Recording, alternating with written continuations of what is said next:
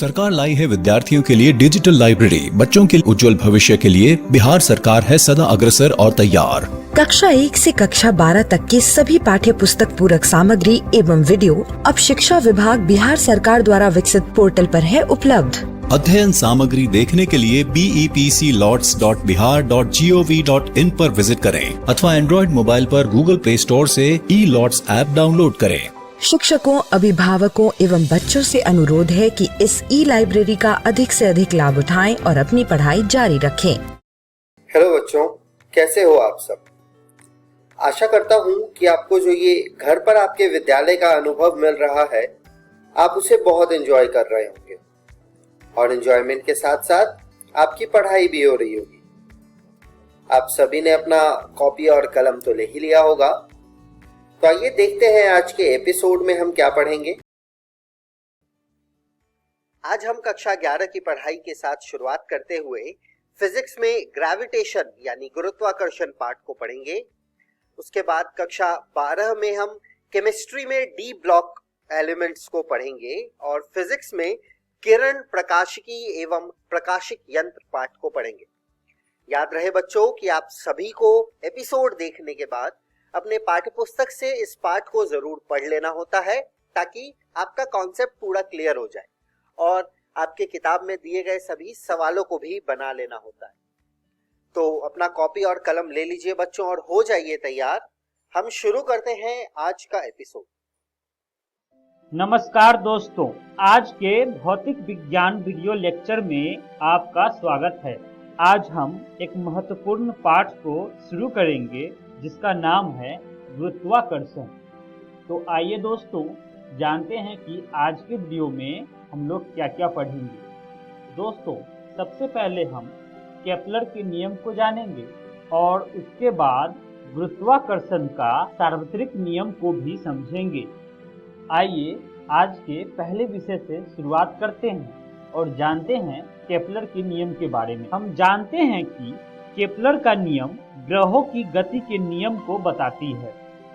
Johannes Kepler Germany के महान खगोलिक वैज्ञानिक थे। 16वीं शताब्दी में डेनिश के खगोल वैज्ञानिक टाइको ब्रेह द्वारा कई प्रेक्षण दिए गए थे। केपलर ने टाइको ब्रेह के इन सभी प्रेक्षणों का बहुत ध्यान से अध्ययन किया और इस अध्ययन के आधार पर उन्होंने ग्रहों की गति से संबंधित 3 अपने नियम दिए। आइए हम इन तीनों ग्रहों के गति के नियमों को अध्ययन करते हैं, यानी कि केपलर के नियमों का अध्ययन करते हैं। दोस्तों केपलर के प्रथम नियम को कक्षाओं का नियम भी कहते हैं। केपलर का प्रथम नियम यह कहता है कि सभी ग्रह सूर्य के चारों तरफ दीर्घवृत्ताकार कक्षाओं में गति करते रहते हैं और सूर्य इस दीर्घवृत्त के किसी एक फोकस पर होता है। आप इसे चित्र से समझ सकते हैं। आइए दोस्तों केपलर के प्रथम नियम को कुछ चित्र के माध्यम से समझते हैं। 2 बिंदुओं F1 तथा F2 का चयन कीजिए। एक डोरी लेकर इसके सिरों को F1 तथा F2 पर पिनों द्वारा जोड़िए। अब पेंसिल की नोक से डोरी को तानिए और फिर डोरी को तनी हुई रखते हुए पेंसिल को चलाते हुए बंद वक्र खींचिए।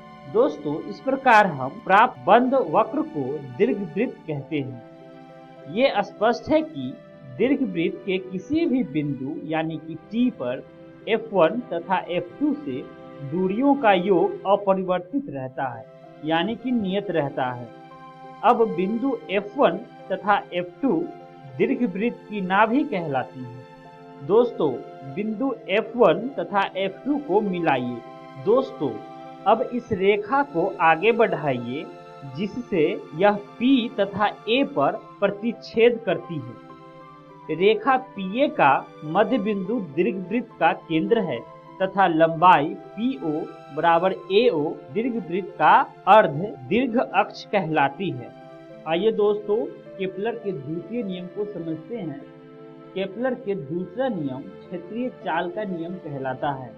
दोस्तों केपलर का दूसरा नियम यह कहता है कि ग्रह को सूर्य से मिलाने वाली रेखा अर्थात ग्रह का सूर्य के सापेक्ष त्रिज्य वेक्टर समान समय अंतराल में समान क्षेत्रफल तय करता है, अर्थात इस नियम के अनुसार प्रत्येक ग्रह की क्षेत्रीय चाल का मान हमेशा नियत रहता है। दोस्तों, सूर्य से किसी ग्रह को मिलाने वाली रेखा समान समय अंतरालों में समान क्षेत्रफल को प्रसारित करती है।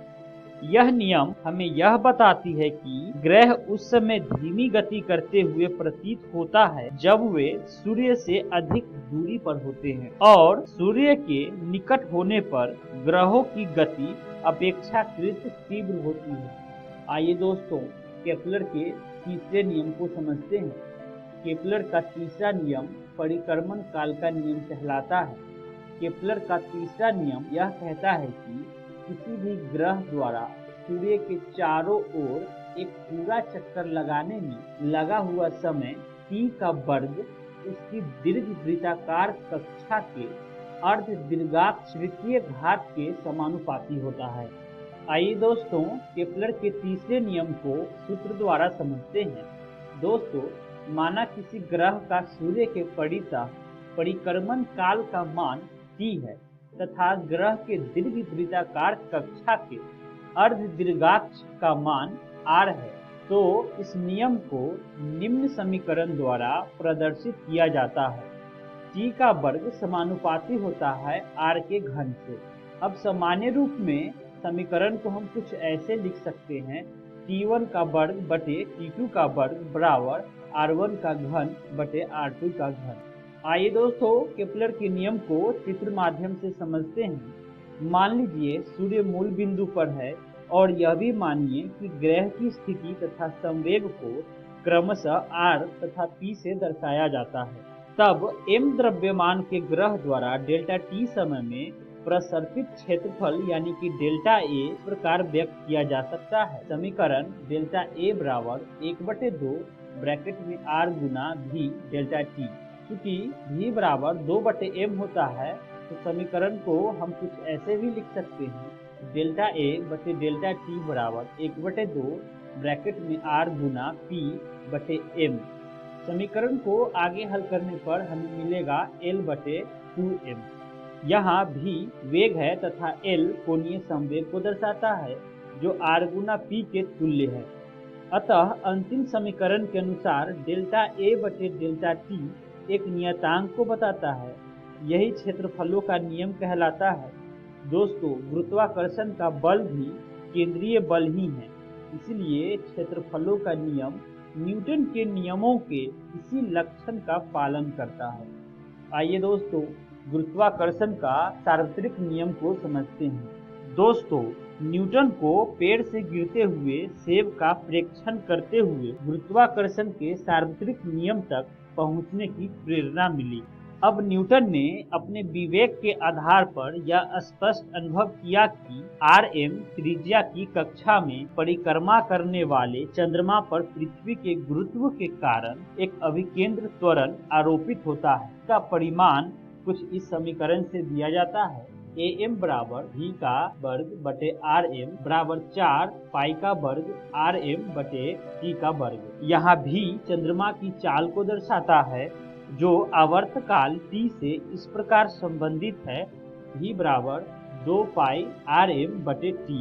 दोस्तों, न्यूटन ने गुरुत्वाकर्षण के सार्वत्रिक नियम को कुछ इस प्रकार बताया, क्योंकि इस विश्व में प्रत्येक पिंड हर दूसरे पिंड को एक बल द्वारा आकर्षित करता है, जिसका परिमाण दोनों पिंडों के द्रव्यमानों के गुणनफल के अनुक्रमानुपाती तथा उनके बीच की दूरी के वर्ग के व्युत्क्रमानुपाती होता है। आइए दोस्तों, गुरुत्वाकर्षण के सार्वत्रिक नियम को गणितीय प्रणाली द्वारा समझते हैं। गणितीय रूप में न्यूटन के गुरुत्वाकर्षण नियम को कुछ इस प्रकार कहा जा सकता है। माना कि किसी बिंदु द्रव्यमान m2 पर किसी अन्य बिंदु द्रव्यमान m1 के कारण बल F का परिमाण कुछ इस समीकरण से दिया जाएगा, F बराबर G गुना m1 गुना m2 बटे R का वर्ग। चूंकि सदिश रूप में समीकरण को कुछ इस प्रकार व्यक्त किया जा सकता है, F बराबर G गुना m1 गुना m2 बटे r का वर्ग गुणित माइनस r सदिश। समीकरण को आगे हल करने पर हमें मिलेगा f बराबर माइनस g गुना m1 गुना m2 बटे r का वर्ग गुना r सदिश, जिसे आगे हल करने पर समीकरण हमें कुछ ऐसा मिलेगा माइनस g गुना m1 गुना m2 बटे r का घन गुना r सदिश। यहाँ g सार्वत्रिक गुरुत्वीय नियतांक को दर्शाता है। दोस्तों चित्र को देखिए, बिंदु द्रव्यमान m1 पर बिंदु द्रव्यमानों m2, m3 और m4 के द्वारा आरोपित कुल गुरुत्वाकर्षण बल इन द्रव्यमानों द्वारा m1 पर लगाए गए व्यष्टिगत बलों के सदिश योग के बराबर होता है। तब m1 पर कुल बल होगा। समीकरण F1 बराबर g m2 m1 बटे r21 का स्क्वायर गुना r21 का सदिश प्लस g m3 m1 बटे r31 स्क्वायर गुना r31 सदिश प्लस g m4 m1 बटे r41 स्क्वायर गुना r41 सदिश। दोस्तों गुरुत्वाकर्षण का सार्वत्रिक नियम प्रकरणों में हमें दो सरल परिणाम प्राप्त होते हैं। आइए हम दोनों सरल परिणामों को समझते हैं। पहला नियम यह कहता है कि किसी एक समान घनत्व के खोखले गोलीय खोल तथा खोल के बाहर स्थित किसी बिंदु द्रव्यमान के बीच आकर्षण बल ठीक ठाक उतना ही होता है जैसा कि खोल के समस्त द्रव्यमानों को उसके केंद्र पर संकेंद्रित मानकर ज्ञात किया जा सकता है। दोस्तों दूसरा परिणाम यह कहता है कि एक समान घनत्व के किसी खोखले गोले के कारण उसके भीतर स्थित किसी बिंदु द्रव्यमान पर आकर्षण बल शून्य होता है। इस प्रकार दोस्तों हम आज के वीडियो का सारे विषयों का अध्ययन कर चुके हैं। आइए एक बार फिर से जानते हैं कि आज के वीडियो में हमने क्या क्या सीखा। दोस्तों सबसे पहले हमने केपलर के नियम को समझा और उसके बाद गुरुत्वाकर्षण का सार्वत्रिक नियम को भी जाना। आइए जानते हैं दोस्तों कि अगली वीडियो में हम लोग क्या क्या जानेंगे। दोस्तों सबसे पहले हम पढ़ेंगे गुरुत्वीय नियतांक के बारे में और उसके बाद पृथ्वी का गुरुत्वीय त्वरण को भी समझेंगे। आशा करता हूँ कि आप सभी को आज का वीडियो पसंद आया होगा। मिलते हैं अगली वीडियो में। धन्यवाद।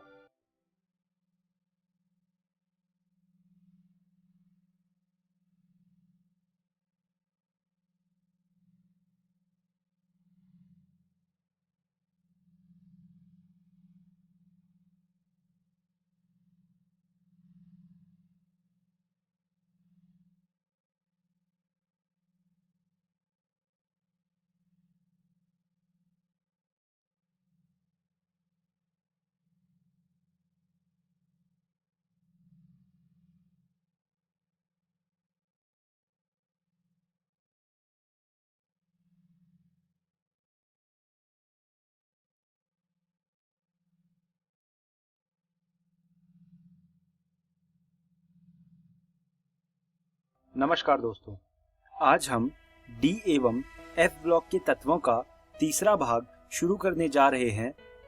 वीडियो को शुरू करने से पहले आइए देखते हैं कि आज की इस वीडियो में हम कौन कौन सी चीजों के बारे में बात करने वाले हैं। इस वीडियो में सबसे पहले हम उच्चतम ऑक्सीकरण अवस्थाओं के स्थायित्व की प्रवृत्तियां पढ़ेंगे और उसके बाद हम अन्य भौतिक गुणों के बारे में पढ़ेंगे। तो आइए शुरू करते हैं उच्चतम ऑक्सीकरण अवस्थाओं के स्थायित्व की प्रवृत्तियां। अभी जो आपके सामने टेबल आई है ये स्थायी हैलाइडों को दर्शाती है। उच्चतम ऑक्सीकरण संख्या TiX4, VF5 और CrF6 में प्राप्त होती है। Mn की +7 ऑक्सीकरण अवस्था सरल हैलाइड में प्रदर्शित नहीं होती, परंतु MnO3F ज्ञात है और Mn के पश्चात सिवाय FeX3 और COF3 के कोई भी धातु ट्राइहैलाइड नहीं बनाते। अधिकतम ऑक्सीकरण अवस्था को स्थायित्व प्रदान करने की फ्लोरीन की क्षमता या तो इसकी उच्च जालक ऊर्जा के कारण होती है जैसे कि COF3 के संदर्भ में, या उच्च सहसंयोजक यौगिक जैसे VF5 और CrF6 में उच्च आबंद एंथैल्पी के कारण होती है। अब अगर हम अगली टेबल के बारे में बात करें तो वो कुछ इस प्रकार है। ये टेबल दर्शाती है जितने भी धातुओं के ऑक्साइड हैं उनको। ऑक्सीजन की उच्चतम ऑक्सीकरण अवस्था को स्थायित्व प्रदान करने की क्षमता ऑक्साइडों में प्रदर्शित होती है। ऑक्साइडों में उच्चतम ऑक्सीकरण संख्या उनकी वर्ग संख्या से मेल खाती है। तो आप इस टेबल को अपनी कॉपी में बना लीजिए। हम आगे बढ़ेंगे और बात करेंगे रासायनिक अभिक्रियाशीलता की। संक्रमण धातुओं की रासायनिक अभिक्रियाशीलता व्यापक रूप से परिवर्तनशील है।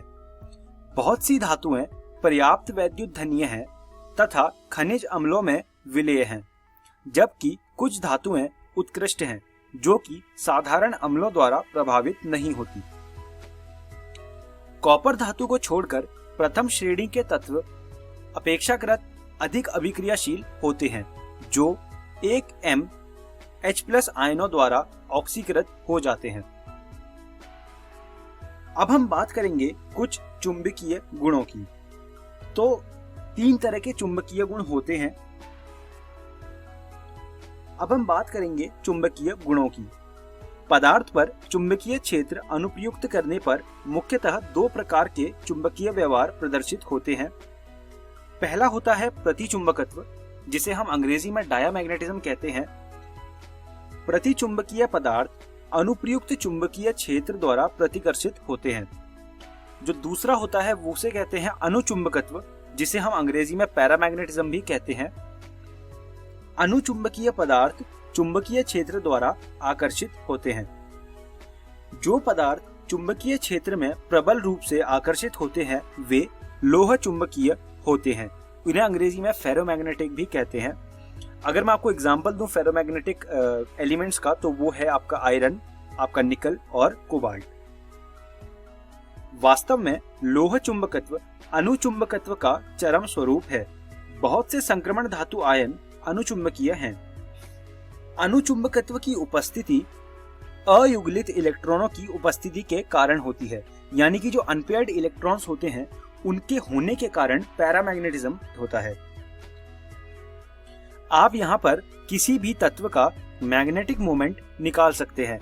मैग्नेटिक मोमेंट को हिंदी में चुंबकीय आघूर्ण कहते हैं। इसका फॉर्मूला कुछ इस प्रकार होता है और यहाँ पर μ = √n(n+2) होता है। यहाँ पर जो n है वो अयुग्लित इलेक्ट्रॉनों की संख्या है।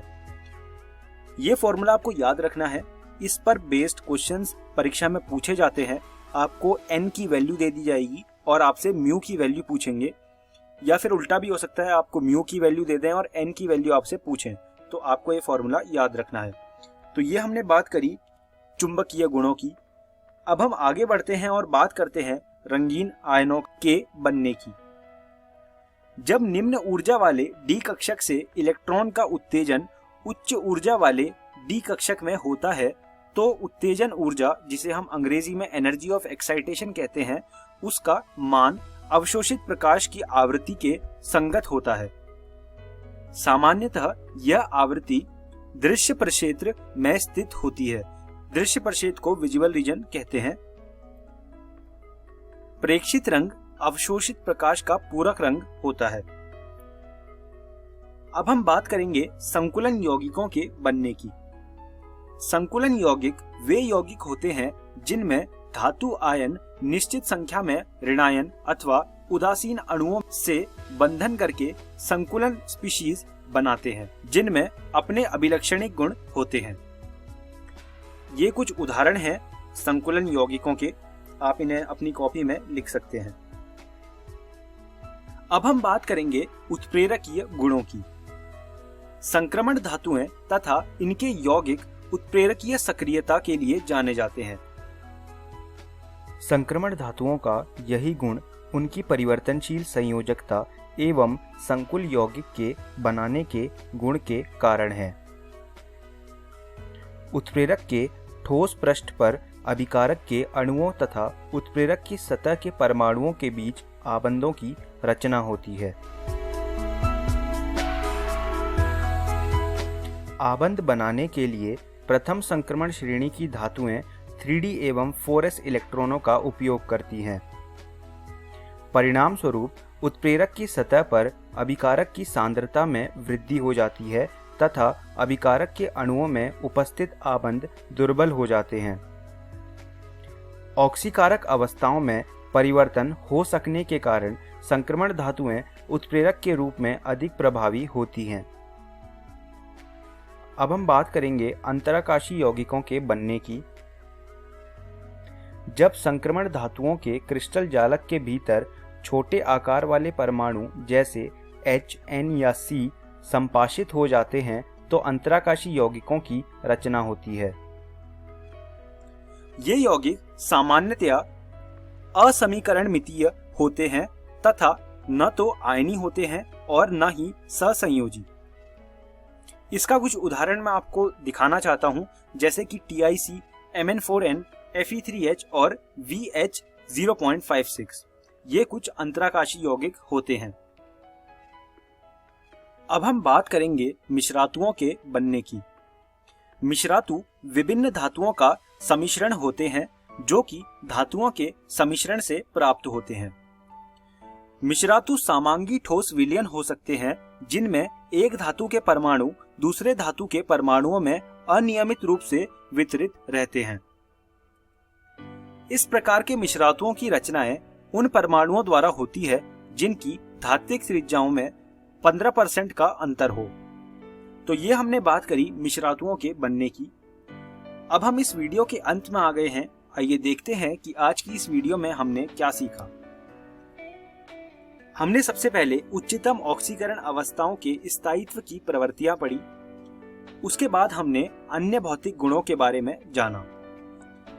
मैं उम्मीद करता हूं मेरी पढ़ाई हुई चीजें आपको समझ आई होंगी और आपको यह सुझाव दूंगा कि आप इन चीजों को दोबारा से रसायन विज्ञान की NCERT से पढ़ लीजिएगा। आने वाली वीडियो में हम संक्रमण तत्वों के कुछ महत्वपूर्ण यौगिक पढ़ेंगे। धन्यवाद दोस्तों।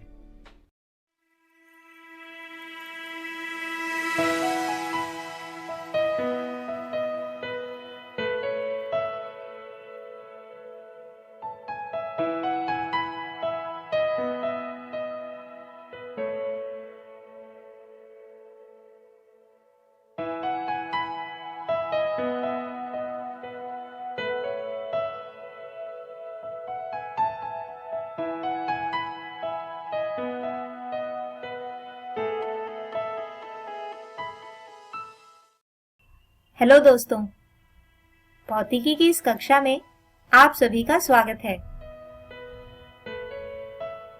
दोस्तों, आज के हमारे इस वीडियो में हम अध्याय 9 किरण प्रकाशिकी एवं प्रकाशिक यंत्र का तीसरा भाग समझेंगे और इस भाग में हम समझेंगे दर्पण समीकरण को और जानेंगे प्रतिबिंबों से जुड़ी एक और राशि के बारे में जिसे कहा जाता है आवर्धन। तो आइए दोस्तों, आज के वीडियो को शुरू करते हैं अपने पहले विषय दर्पण समीकरण के साथ। लेकिन दोस्तों, दर्पण समीकरण को जानने से पहले हम जान लेते हैं किसी प्रतिबिंब से जुड़ी कुछ राशियों को। तो जैसा कि यहाँ इस चित्र में एक उत्तल दर्पण से होने वाले परावर्तन को दिखाया गया है, जिसमें वस्तु दर्पण के सामने ही कहीं रखा है। इस दर्पण के लिए जैसा कि हमने देखा भी था कि मुख्य फोकस दर्पण के पीछे होता है, जिसे यहाँ F से दर्शाया गया है। दोस्तों, ये वो बिंदु होता है जहां से प्रकाशिक अक्ष के समांतर आने वाली रेखाएं परावर्तन के बाद गुजरती हैं। और दोस्तों, दर्पण के ध्रुव P और इस फोकस बिंदु F के बीच की दूरी को कहा जाता है फोकस दूरी, और जिसे अंग्रेजी के छोटे अक्षर F से दर्शाते हैं। इसके बाद दूसरा बिंदु यानी कि C, जिसे कहा जाता है वक्रता केंद्र। और दोस्तों, ये बिंदु उस गोले का केंद्र होता है जिसके किसी भाग से ये दर्पण बना है। यहाँ पर ध्रुव P और इस बिंदु C के बीच की दूरी को कहा जाता है वक्रता त्रिज्या, जिसे R से दर्शाया जाता है और जो लगभग फोकस दूरी के दोगुनी होती है। इसके बाद आती है वस्तु की दर्पण से दूरी, जो इस चित्र में PB है। इसे U से दर्शाया जाता है, जबकि प्रतिबिंब की दर्पण से दूरी, जो इस चित्र में PB' है, इसे V से दर्शाते हैं। दोस्तों, वस्तु की ऊंचाई को H से, जबकि प्रतिबिंब की ऊंचाई को H' से दर्शाते हैं। आइए अब जानते हैं इन राशियों की सही चिन्ह परिपाटी को। दोस्तों, आप सभी ने ग्राफ तो देखा ही होगा। किसी ग्राफ को बनाते समय हम जानते हैं कि मूल बिंदु से दाईं और ऊपर की राशियां धनात्मक होती हैं, जबकि बाईं और नीचे की राशियां ऋणात्मक होती हैं। तो यदि हम दर्पण के ध्रुव को ग्राफ के मूल बिंदु पर रखें, तो हम देख सकते हैं कि किसी उत्तल दर्पण के लिए फोकस दूरी और वक्रता त्रिज्या धनात्मक होंगी, जबकि किसी अवतल दर्पण के लिए ये दोनों ही राशियां ऋणात्मक होंगी। इसके अतिरिक्त दोनों ही दर्पणों के लिए U अर्थात वस्तु की दर्पण से दूरी ऋणात्मक होगी, जबकि वास्तविक प्रतिबिंबों के लिए V यानी प्रतिबिंब की दर्पण से दूरी ऋणात्मक होगी, क्योंकि ये प्रतिबिंब दर्पण के सामने बनते हैं, जबकि आभासी अर्थात दर्पण के पीछे बनने वाले प्रतिबिंबों के लिए ये राशि धनात्मक होगी। और दोस्तों, वस्तु की ऊंचाई सदैव धनात्मक होगी, जबकि उल्टे प्रतिबिंबों के लिए प्रतिबिंब की ऊंचाई ऋणात्मक होती है। दोस्तों, किसी दर्पण के लिए U, V और F के बीच का संबंध दर्पण समीकरण कहलाता है। आइए इस समीकरण को अब प्राप्त करते हैं। दोस्तों, जैसा कि हमने अभी देखा कि किसी दर्पण, जैसे कि यहाँ पर हमने एक उत्तल दर्पण द्वारा बनने वाले प्रतिबिंब को दर्शाया है। इससे दर्पण समीकरण प्राप्त करने के लिए सबसे पहले हम त्रिभुज A', B', C लेते हैं तथा त्रिभुज ABC लेते हैं। क्योंकि इन दोनों ही त्रिभुजों के सभी कोण बराबर हैं, इसलिए हम लिख सकते हैं कि ये दोनों ही त्रिभुज समरूप होंगे, जिससे हम लिख सकते हैं कि इनकी समरूप भुजाओं का अनुपात भी बराबर होगा, यानी A' B' बटे AB बराबर B' C बटे BC, और B' तथा BC को लिख सकते हैं क्रमशः PC माइनस PB' और PC जमा PB। इसी प्रकार त्रिभुज A' B' F तथा त्रिभुज DPF समरूप है, जिससे हमें प्राप्त होता है A' B' बटे DP बराबर B' F बटे PF। और इसके अतिरिक्त DP जो बराबर है AB के, इसे समीकरण में रखने पर आता है A' B' बटे AB बराबर PF घटा PB' बटे PF। दोस्तों, अब हम इन दोनों ही प्राप्त समीकरणों के दाएं पदों को बराबर रख सकते हैं, क्योंकि इनके बाएं पद समान हैं। तो इनसे प्राप्त होती है समीकरण PC घटा PB' बटे PC जमा PB बराबर PF घटा PB' बटे PF। चलिए इसे एक बार फिर से लिख लेते हैं।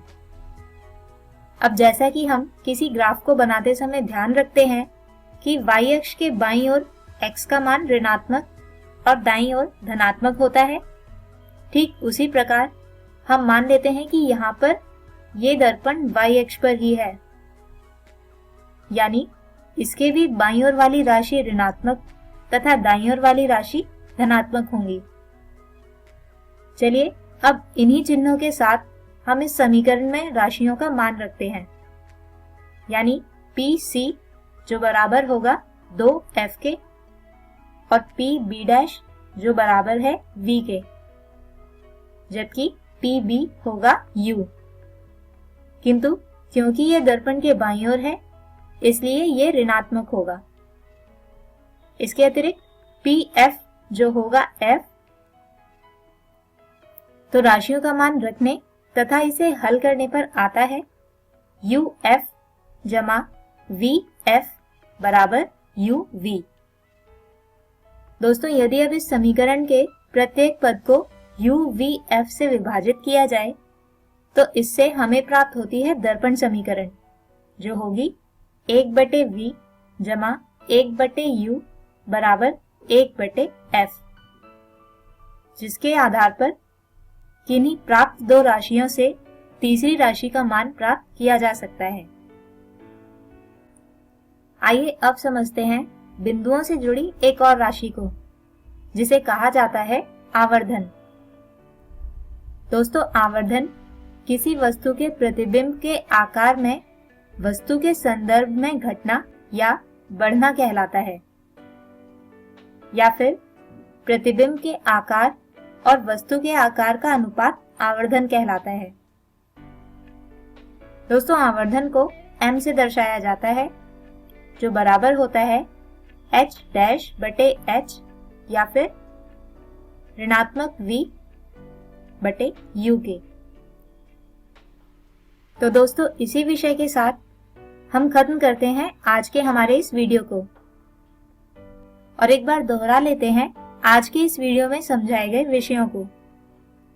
दोस्तों, आज के हमारे इस वीडियो में हमने प्राप्त किया दर्पण समीकरण को, जिसके बाद हमने जाना आवर्धन को और प्राप्त किया आवर्धन को प्राप्त करने के लिए सूत्र। तो उम्मीद करते हैं दोस्तों कि आपको आज का ये वीडियो समझ आया होगा। अगले वीडियो में हम समझेंगे इसी पाठ के कुछ और विषयों को, जो हैं अपवर्तन का नियम, जिसके बाद हम देखेंगे किसी कांच के टुकड़े द्वारा अपवर्तन को, और इसके बाद समझेंगे जल में किसी वस्तु की स्पष्ट गहराई को। तब तक के लिए गुड बाय।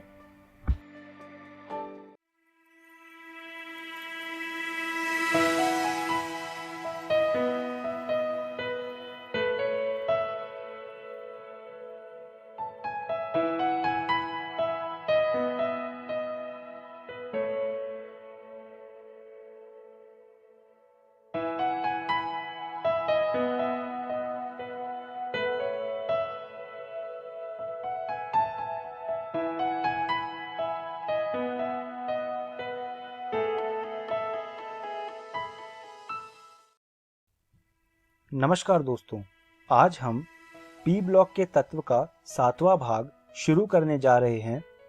वीडियो को शुरू करने से पहले आइए देखते हैं कि आज हम कौन कौन सी चीज़ों के बारे में बात करने वाले हैं।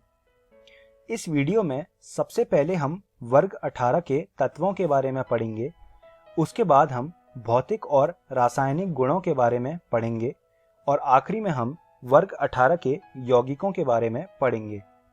तो आइए शुरू करते हैं वर्ग 18 के तत्वों से। वर्ग 18 में निम्नलिखित तत्व होते हैं।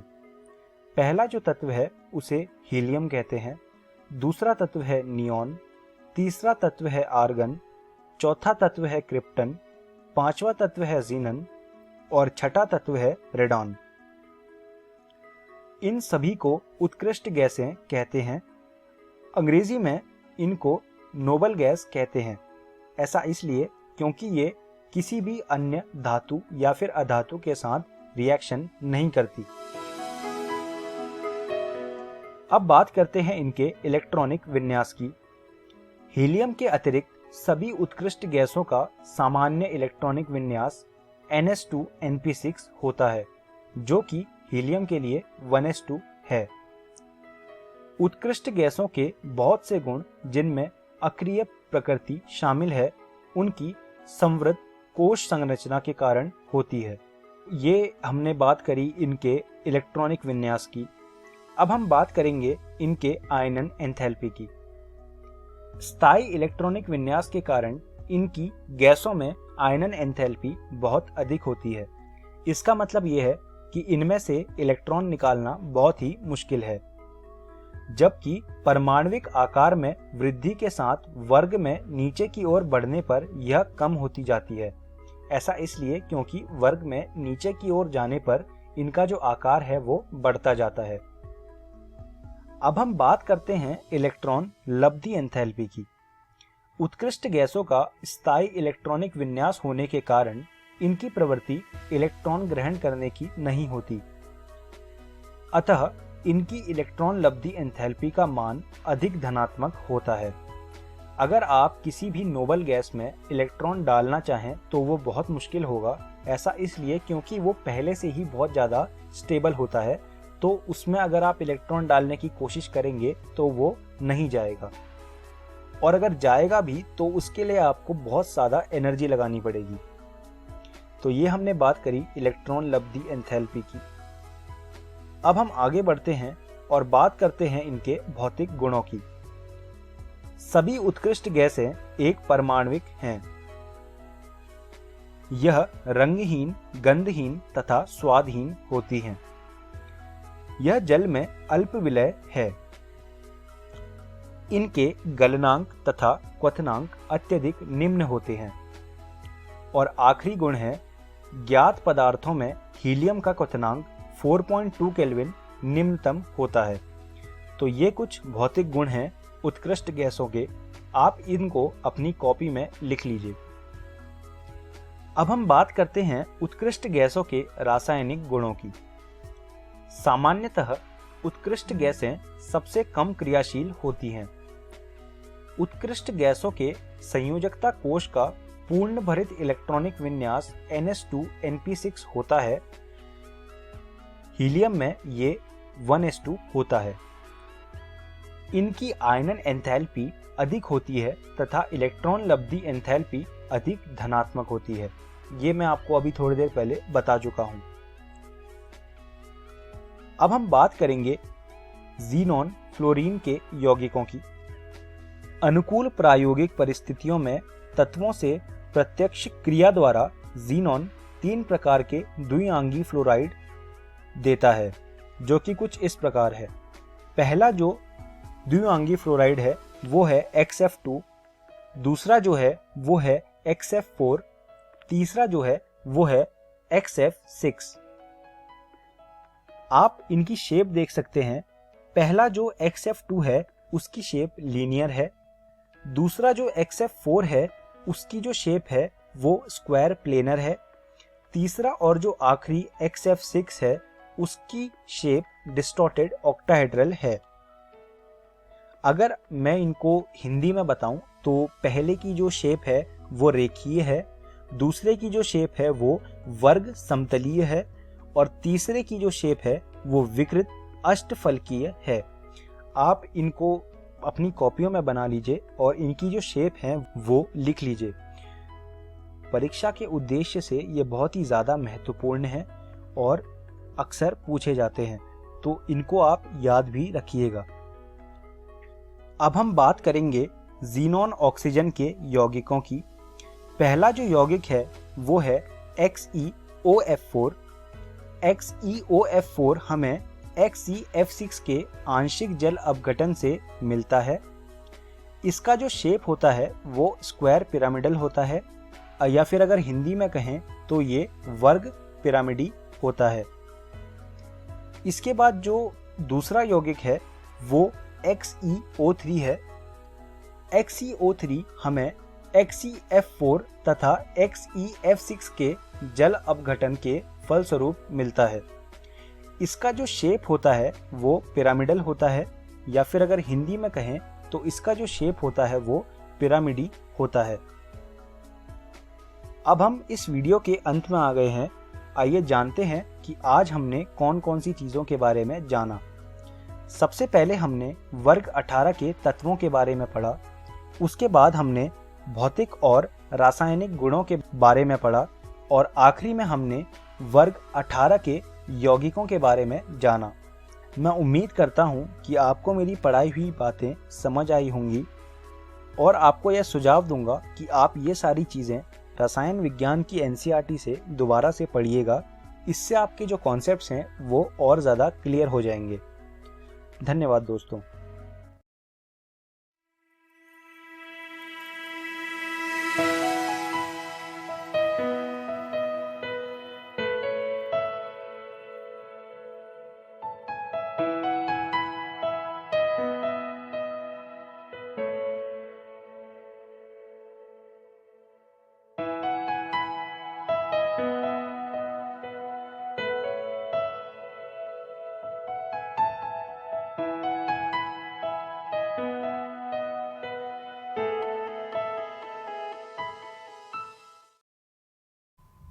हेलो दोस्तों, भौतिकी की इस कक्षा में आप सभी का स्वागत है।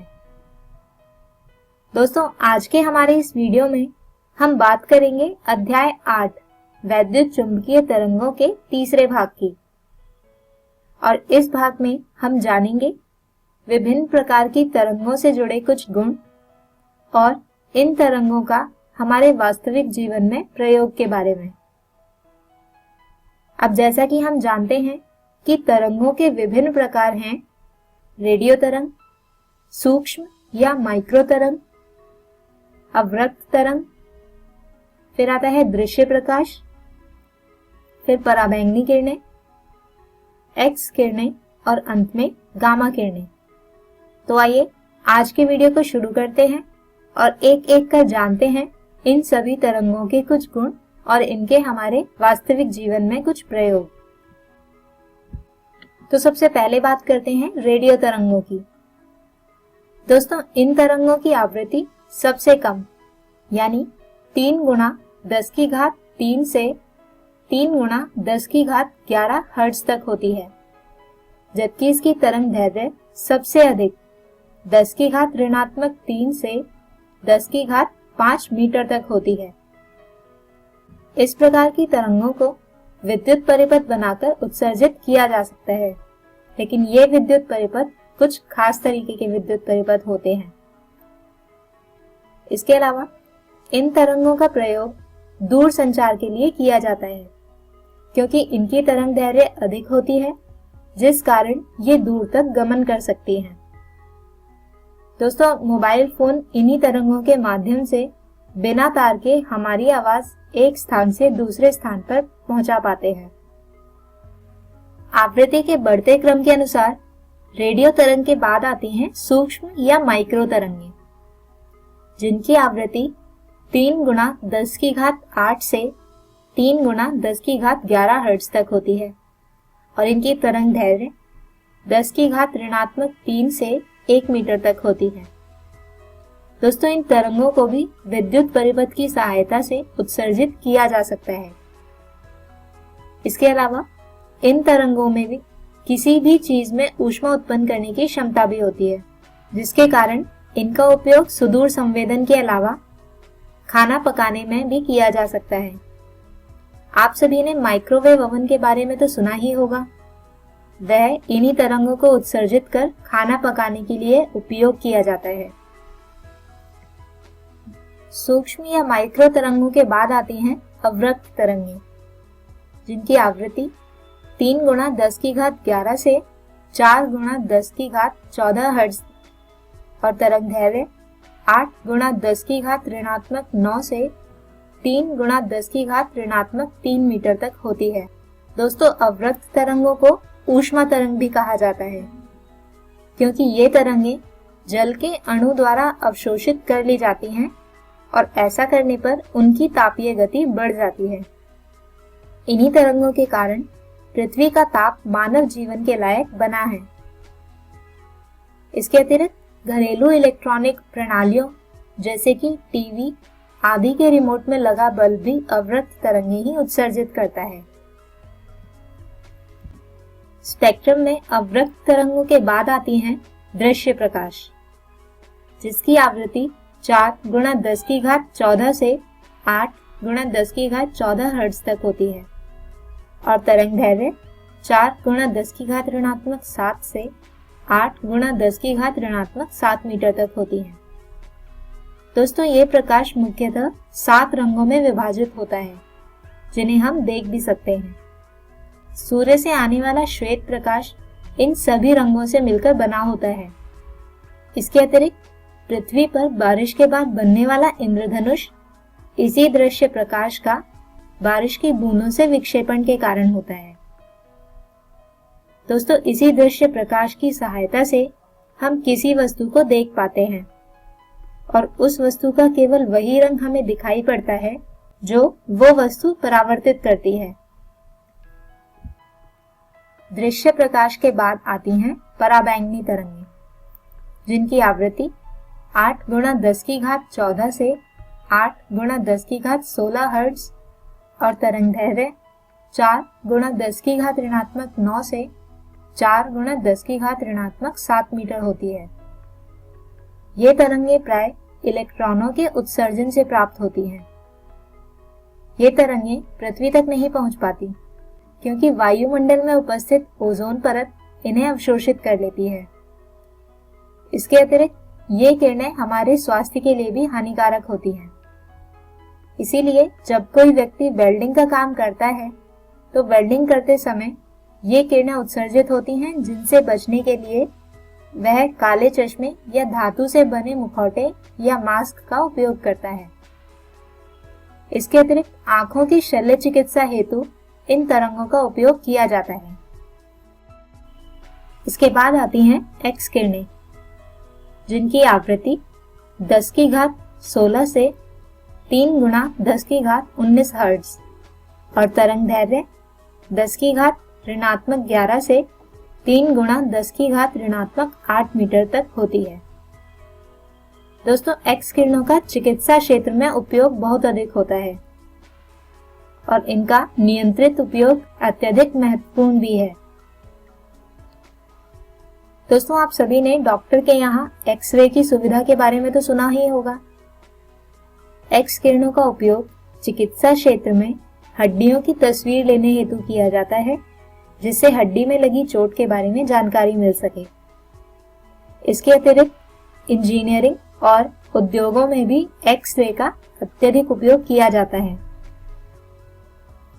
और अंत में आती हैं गामा किरणें, जिनकी आवृत्ति सबसे अधिक 3 × 10⁻19 से 5 × 10⁻20 हर्ट्ज और तरंग दैर्घ्य सबसे कम 6 × 10⁻13 से 10⁻11 मीटर तक होती है। दोस्तों, गामा किरणें परमाणुीय नाभिकों द्वारा भी उत्सर्जित की जाती हैं। ब्रह्मांड में उपस्थित विभिन्न आकाश गंगाओं में से गामा किरणें ही उत्सर्जित होती हैं। इनके अतिरिक्त चिकित्सा में इनका उपयोग कैंसर कोशिकाओं को नष्ट करने में किया जाता है। तो दोस्तों, इन्हीं जानकारियों के साथ हम खत्म करते हैं अपना आज का ये वीडियो और इसी के साथ समाप्त होता है यह अध्याय भी। हम उम्मीद करते हैं कि आपको यह अध्याय समझ आया होगा। हमारे आज के इस वीडियो में हमने जाना वैद्युत चुंबकीय तरंगों के प्रकार, जिसमें सबसे पहले था रेडियो तरंग, सूक्ष्म तरंग या माइक्रो तरंग, फिर अवरक्त तरंग, दृश्य प्रकाश, पराबैंगनी किरणें, एक्स किरणें और अंत में गामा किरणों के बारे में। अगले वीडियो में शुरू करेंगे एक नया अध्याय किरण प्रकाशिकी और प्रकाशिक यंत्र को। तब तक के लिए गुड बाय।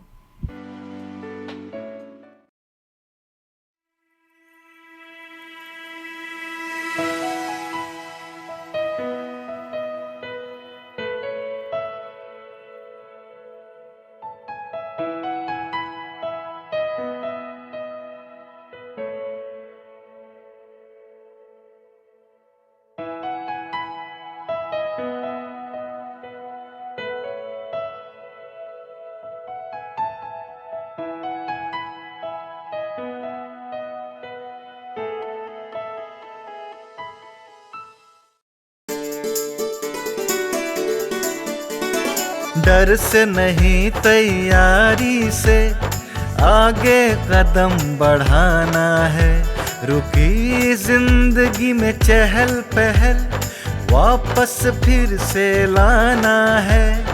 धोकर हाथ पहन कर मास्क, सुरक्षित जीवन चलाना है, सुरक्षित जीवन चलाना है। डर कर नहीं तैयारी से आगे कदम बढ़ाना है, डर कर नहीं तैयारी से आगे कदम बढ़ाना है। रखेंगे 2 गज की दूरी, सबको पौष्टिक आहार खिलाएंगे, बच्चों और बूढ़ों का करेंगे ख्याल, रोगी नहीं रोग से लड़ कोरोना को हराएंगे। स्वास्थ्य केंद्र फिर से खुल गए, जिनका लाभ उठाना है। रुकी जिंदगी में चहल पहल, वापस फिर से लाना है। धोकर हाथ पहन कर मास्क, सुरक्षित जीवन चलाना है, सुरक्षित जीवन चलाना है। डर कर नहीं तैयारी से आगे कदम बढ़ाना है, डर कर नहीं तैयारी से आगे कदम बढ़ाना है। टीकाकरण की शुरुआत हो गई है, पर पहले की तरह हमें मास्क लगाना और 2 गज की दूरी बनाए रखना अभी भी जरूरी है। स्वास्थ्य विभाग और सूचना एवं जनसंपर्क विभाग बिहार सरकार द्वारा जनहित में जारी। जीतेगा बिहार। सरकार लाई है विद्यार्थियों के लिए डिजिटल लाइब्रेरी। बच्चों के उज्जवल भविष्य के लिए बिहार सरकार है सदा अग्रसर और तैयार। कक्षा 1 से कक्षा 12 तक की सभी पाठ्य पुस्तक पूरक सामग्री एवं वीडियो अब शिक्षा विभाग बिहार सरकार द्वारा विकसित पोर्टल पर है उपलब्ध। अध्ययन सामग्री देखने के लिए BEPCLOTS.bihar.gov.in पर विजिट करें अथवा एंड्रॉइड मोबाइल पर गूगल प्ले स्टोर से E-LOTS ऐप डाउनलोड करें। शिक्षकों, अभिभावकों एवं बच्चों से अनुरोध है कि इस ई लाइब्रेरी का अधिक से अधिक लाभ उठाएं और अपनी पढ़ाई जारी रखें।